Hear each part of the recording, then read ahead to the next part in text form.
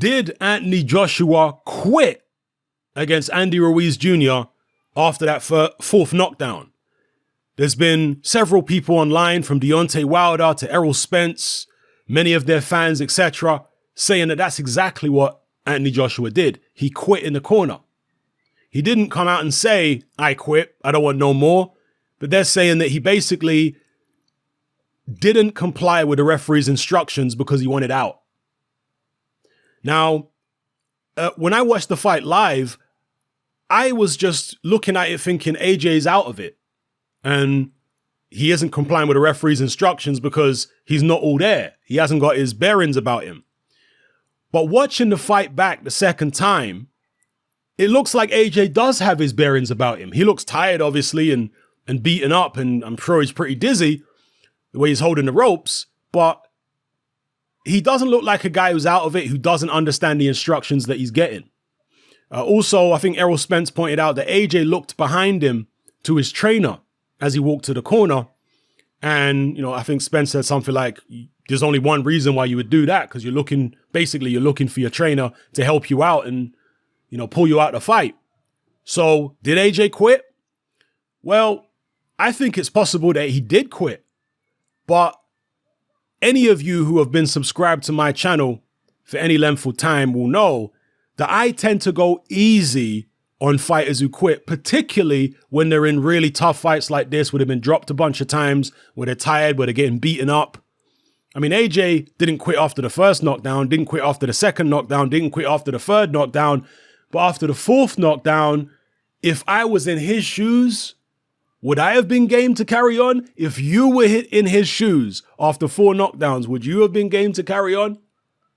See, this is why I'm not so quick to be, condemning fighters who quit in very tough situations. It's not like he just got dropped once and quit, or, nah. He was taking a terrible beating. He'd been dropped multiple times. He could have got knocked out cold. Who am I to say that this guy shouldn't have behaved the way that he did?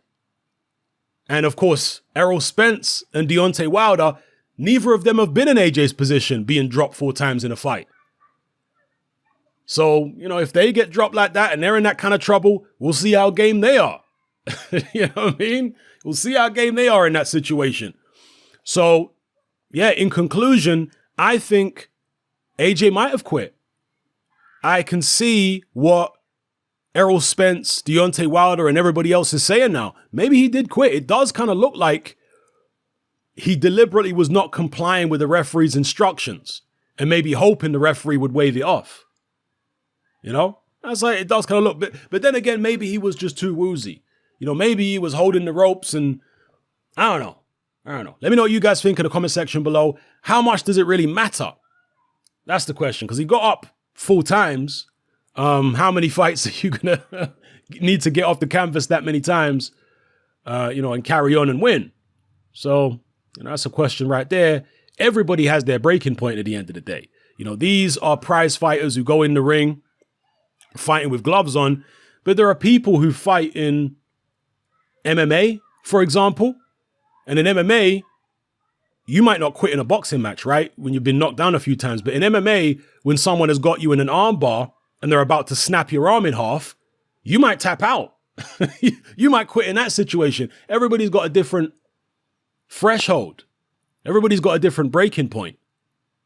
Yeah, I've seen guys in MMA, very few, but certain guys who allow their arm to be broken and snapped rather than quit.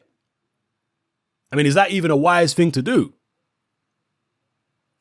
And of course, you've got certain people who engage in street fights, organized street fights, where it's no holds barred, where it's anything goes, where you can kick guys in the nuts, where you can headbutt them, where you can gouge their eye out, where you can bite their ear off.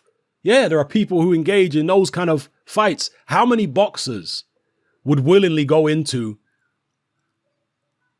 a dirty fight like that, an organized dirty fight where they could get blinded, maimed, so on and so forth?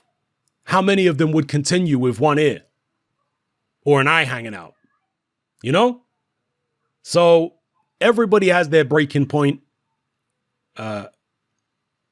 Fighters are human beings at the end of the day. I can't sit here and start judging when a guy's been in a tough fight. I mean, we're not talking about like when Tom Schwartz dived on the canvas against Sanagashi, when he hadn't been dropped, he hadn't been hurt. You know, he dived on the floor in the second round after not being hit with a punch, hoping to get Gashi disqualified and pretending he was out cold. We're not talking about something like that. We're talking about a situation here where AJ was dropped multiple times, was getting beaten up, got off the floor 4 times. Did he quit? Hey, maybe he did. I can't say for certain. I don't know what was in his head. I don't know how he was feeling in his head, but maybe he did quit.